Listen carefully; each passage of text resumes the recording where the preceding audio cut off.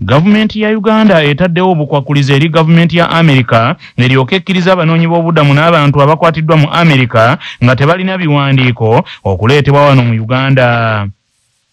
Gavumenti ya Amerika ekulemberwa naggaga John Donald Trump gye buvuddeko yalangirira enteekateeka y'okuleeta abantu abakwatiddwa mu Amerika nga tebalina bisaanyizo bibeerayo wano mu Uganda n'ensi za Afirika endala oluvannyuma lwa President Donald Trump okulaga nti bano bali mu Amerika mu bukyamu era nga Amerika yategeeza nti ensi ze yakoonako yali eteeseganyizza nazo ku ky'okuleeta abantu abakwatiddweyo mu nsi ezo.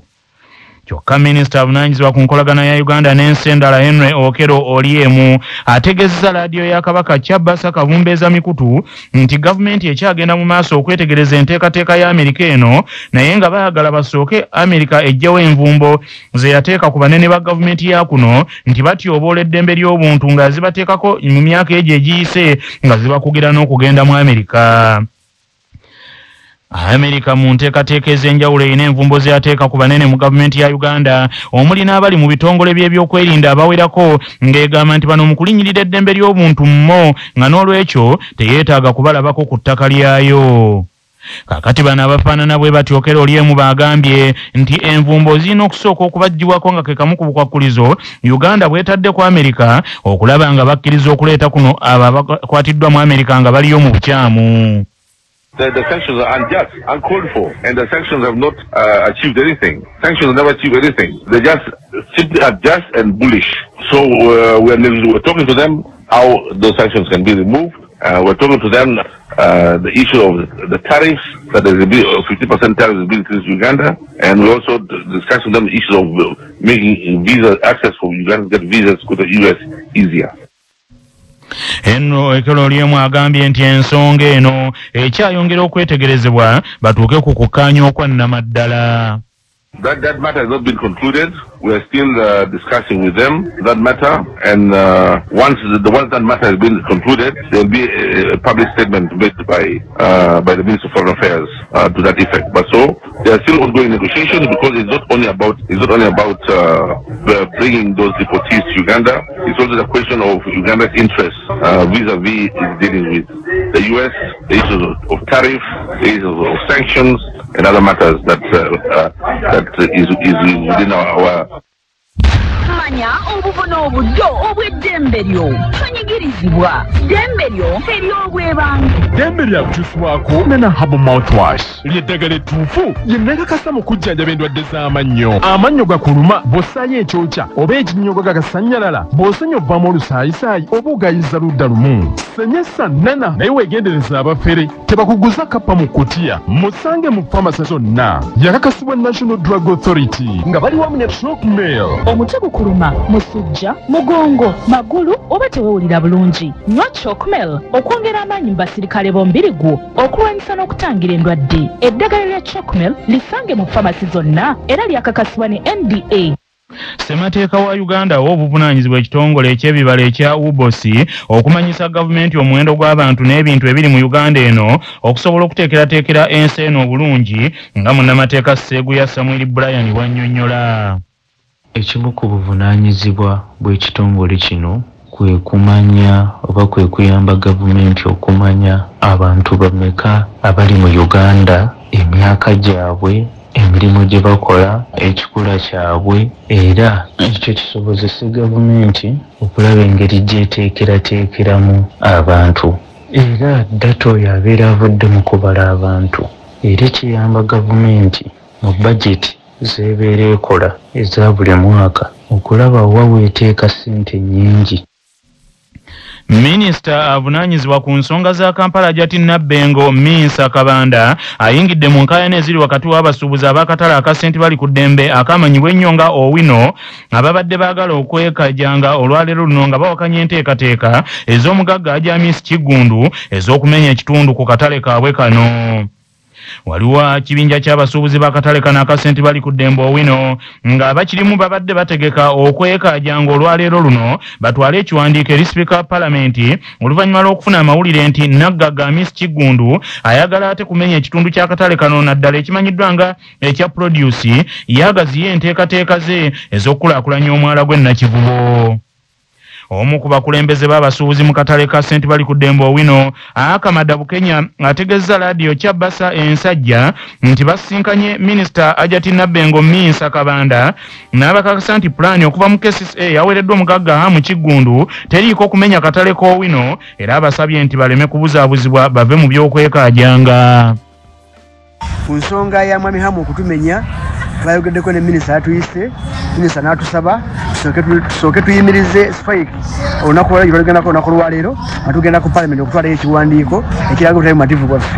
Minisita n'alasisi Safiki Nsubuga tubayingidde mu nsonga zaffe ne batusaba tusooke tuyimirize akeediimo basooke basinkane Hamu nga minisita n'alasisi batunulye mu nsonga ezo. Era minisita Ajati Minsa Kabanda yalagidde alasisi Safiki olwaleero ku Monday ajje yegatte naffe abasuubuzi wamu n'abakozi ba mwami Hamu tulambule wa Hamu wagenda okuzimba. Era minisita yagambye mwami Hamu takwata ku buloko y'akatale yonna ekyapa ky'akatale kyeyawudde n'omukyomwala kyeyawudde atambulire mu kyapa ky'omwala nga pulezidenti oyo yamulagira. Ye minisita Ajati Nabbengo Minsa Kabanda ategeza Kyabasa nti enteekateeka ez'okuzimba omwala gwe Nakivubo nti zirina kugoberera nnambika eyavudde mu KCCA so si buli muntu nga bw'ayagala era nga tewali byakumenya katale k'Owino nga bwe bibadde byogerwa.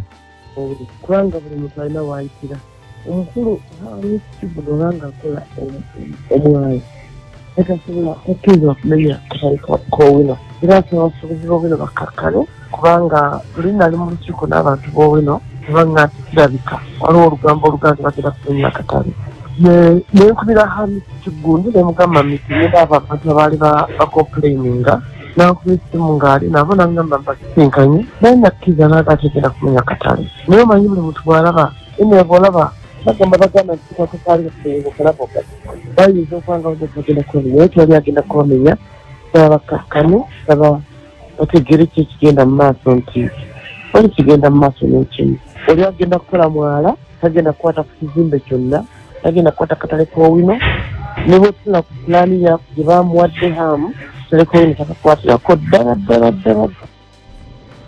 Abatuuze b'ekyalo Kyambazi mu Kyengera Town Council mu disitulikiti y'e Wakiso bali mu kusattira olw'abazigwa abazinze ekitundu kyabwe ne batematema abantu 3 mu kiro ekikeesezza olwaleero babadde nga bava okulaba omupiira gwa Manchester United ng'ezannya ne Liverpool.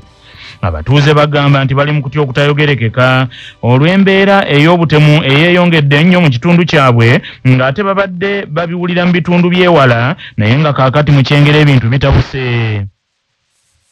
Erinnya lange nze Mutebiigula kaakati twafunye ekikangabwa wano mu Kyambazi kitangibwa wano mu Kyengera Town Council abateeberezebwa okuba ebijambiya nga bituwulira mu byalo birala nga Nabbingo ne Maya bazinze ekitundu kyaffe mu ssaawa abantu babadde baviirako okulaba omupiira gwa Man U ssaawa nga mu kitundu 2 bakuba abantu nga batagitinga nsinga eno naye nga bakozesa ekintu kyetutanaba kumanya oba kigambi oba kiki ekintu bwekiti bakoseza abantu baffe 2 era bali mu ddwaliro wano mu kitundu bakubye avuka 3 omu bamukubya ikinya kalimbwa ku mutwe kusaidiwa kunkonaawo ne basaba kirundi bakineneko bantu then mulala bamukubya oluva embeera eriwo yabatemu bateberezebwa okubeera ab'ebijambiya batuze batuuze bannaffe bayitibwa bubi. Abavuganya ku ntebe ennene ey'obwa pulezidenti bakutte sabbiiti ey'okuna nga batalaaga Uganda eno bawenja obuwagizi obunaabatuusa mu ntebe eyo ennene nga buli omu amatiza bannayuganda nti gwe basaanidde okulonda akwate enkasi ekulembera ensi eno Uganda.